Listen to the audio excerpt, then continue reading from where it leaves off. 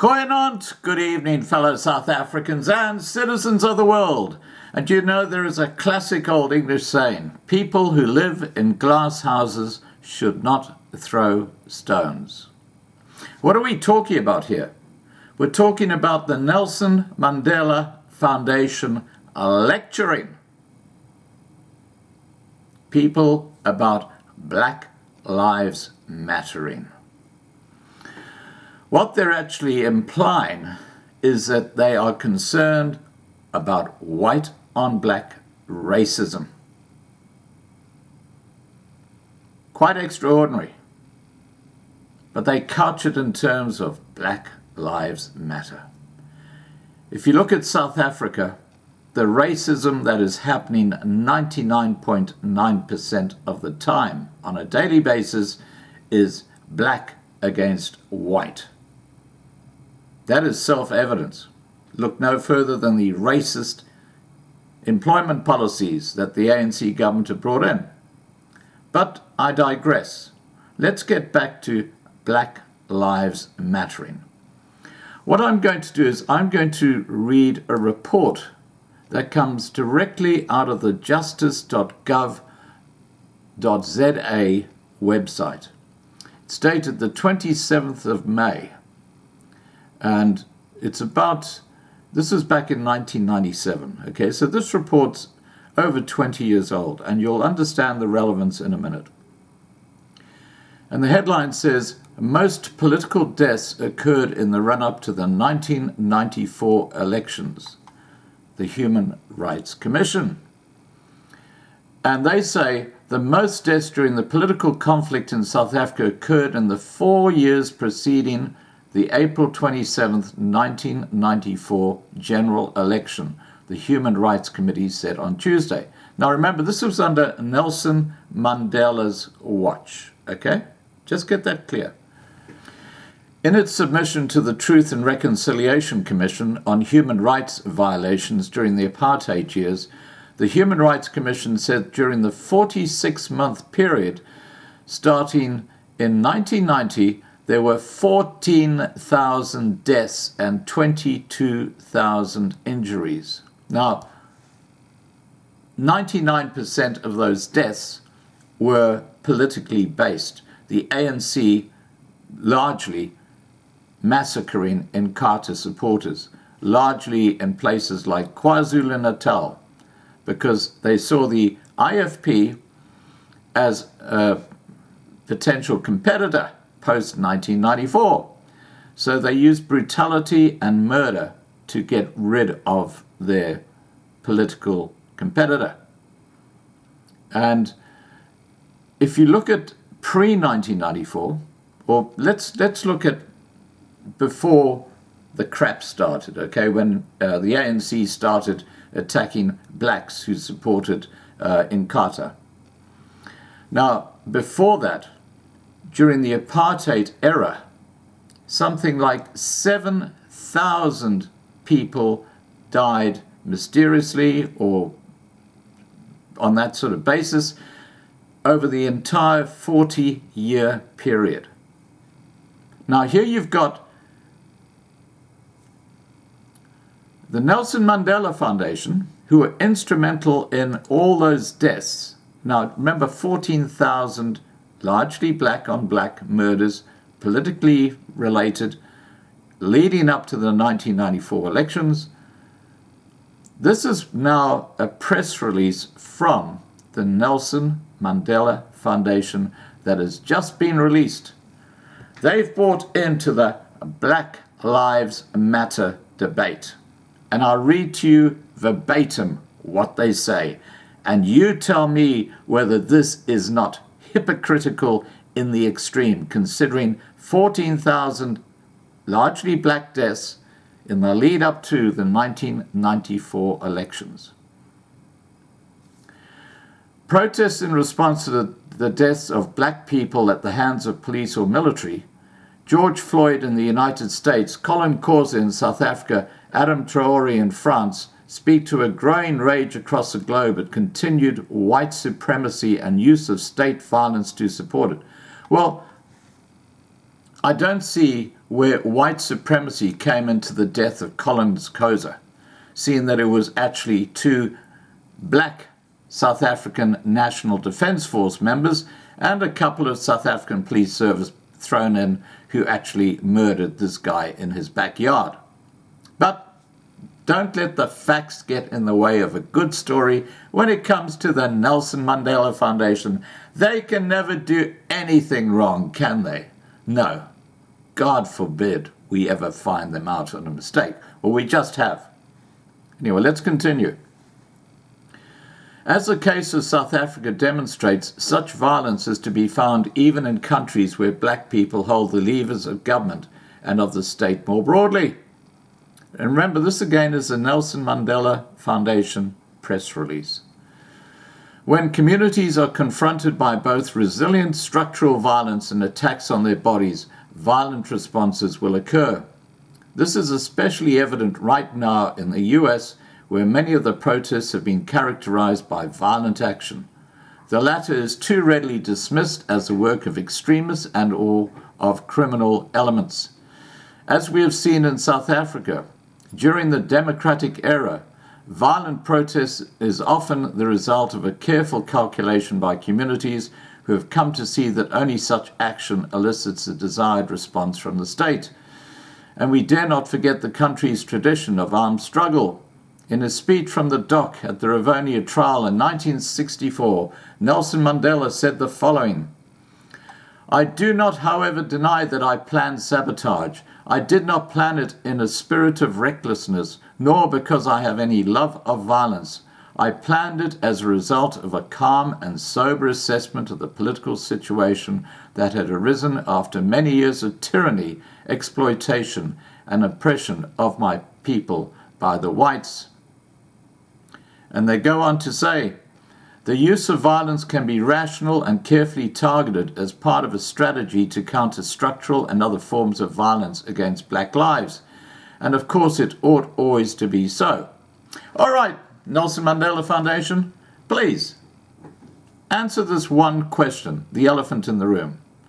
Why did your ANC cadres go out and murder thousands and thousands and thousands of blacks in townships who did not support the ANC political party pre-1994? Please explain that. You just told us Black Lives Matter. Please explain that. Historically, what I've just said is factually correct. You know what the Nelson Mandela Foundation is? It's a complete and utter hypocrite. Let's continue with their story, because this is fable. This is not fact. This is complete and utter bullshit.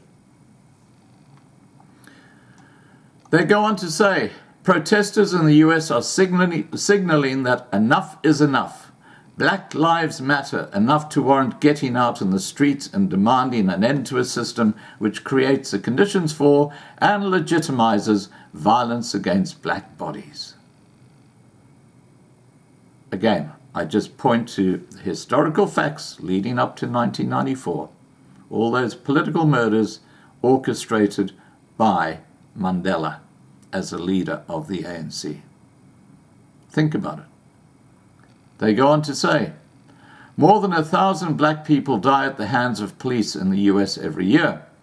And mass incarceration, predictive policing, targeted surveillance, and a host of other tools render black lives more vulnerable than all others. Now, the simple fact is that just about every murder of a black person in America is by another black person. You take places like Boston and Chicago, where there's a huge, out-of-control gang war going on between blacks. You know, literally dozens of people get killed every week in these gang wars. And there's not a white person involved, is there? But of course, don't let that get in the way of a good story from the Nelson Mandela Foundation. Let's continue with what they say. It is clear that in South Africa, 26 years of democracy have not as yet ensured that black lives matter as much as white lives. This is just so ridiculous. Anyway, look, I'll have my comment after I finish this piece. Collins Causa, Andries Tatani, the Marikana miners, the list goes on. The most recent Independent Police Investigative Directorate, or IPID, report indicates 201 deaths in police custody, 436 deaths as a result of police action, 217 reports of torture, and 3,661 reports of assault by the police. The victims are almost always black people, and we must also factor in the structural violence against black lives constituted by patterns of poverty and inequality deeply rooted in our history of colonialism and apartheid. Okay, now let me respond to that. First off, the police minister is Bekesele, a black man with an IQ which can't be above 50. He's an idiot. He's also been shown to be corrupt. In 2005, he was actually fired from a senior position in the government for being corrupt. But now he's a police minister. Second point, well over 90% of police today are, guess what? Black. Most of these attacks that the Nelson Mandela Foundation are talking about is black police killing black people. It's not white people doing it. Of course, this is not said in the report. The implication in this report is that you got a bunch of white police going around shooting black people in South Africa. That is not happening. That is BS. But of course, don't let that get in the way, as I said before, of a good story. Let's continue with their lecture. As Thomas Piketty noted in the 2015 Nelson Mandela Annual Lecture, if inequality is not addressed through peaceful means and peaceful democratic institutions, it's always potentially a source of violence. Okay, talking about violence, let's talk about the targeting of farmers, farm attacks and farm murders, black on white violence.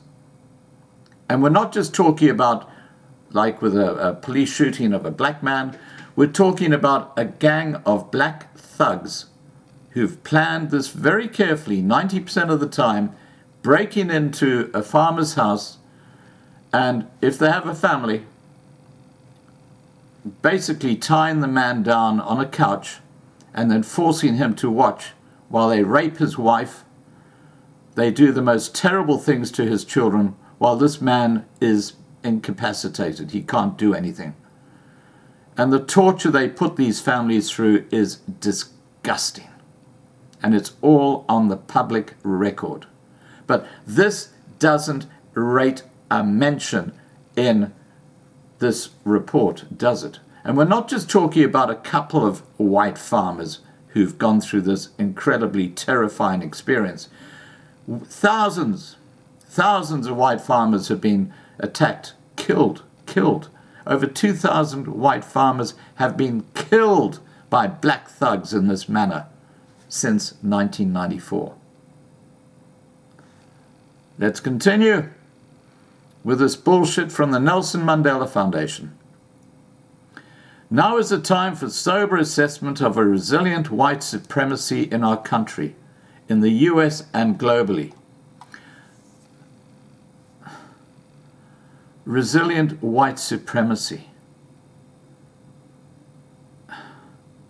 You know, they obviously haven't taken a reality check and looked around the white squatter camps that litter Pretoria, dozens of them, thousands of starving whites. And you know why they are starving? It's not because they put themselves in that position. It's because the ANC government put in race-based employment laws like Black Economic Empowerment and Triple BEE, which have completely destroyed the white community when it comes to their opportunity to get work in South Africa.